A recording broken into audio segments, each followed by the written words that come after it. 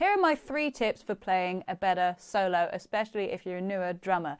Honestly, I am still terrified of drum solos, but here are the pieces of advice I would give. Tip number 1, use motifs. What are motifs? You may have heard of them more commonly in like soundtracks, movie soundtracks, where you've got a specific melody line or piece of music that connotes someone, a character, a mood, what have you. In drum solos, you can just play a repeating pattern that you come back to after you've done your thing. Basically, you want to come back to home base.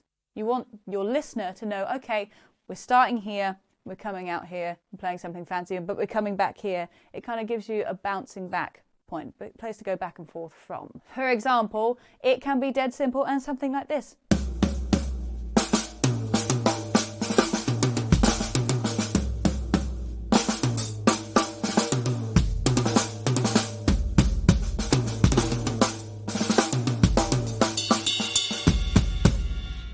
You catch my drift. It can be that simple. You don't have to come back to it after 4 bars. You can leave it loads of time.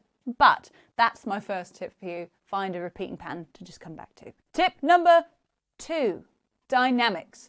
Loud and quiet. More importantly, contrast. That can also mean fast and slow as well. But why do we want to use dynamics? We want to use dynamics because we need to have variation in pieces of music. If we played, for example, gospel chops at 100 all the time,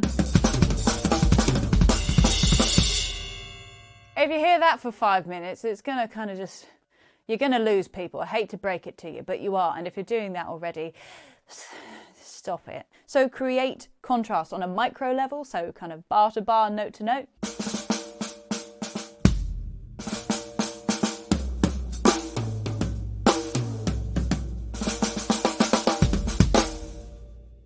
Or in a more grand scheme of things, you have a louder section and a softer section.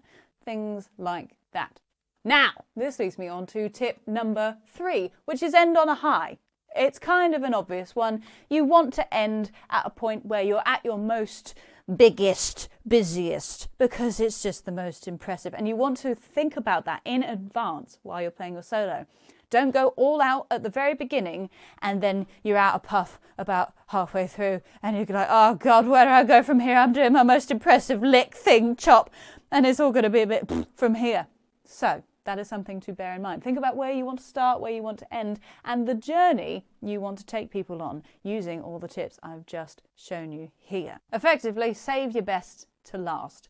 And more importantly, try your best to relax, because your best stuff will come out when you are as relaxed as you can be. And having rules and structure like that can really help you when it comes to playing solos. It doesn't have to all be flow state either, by the way.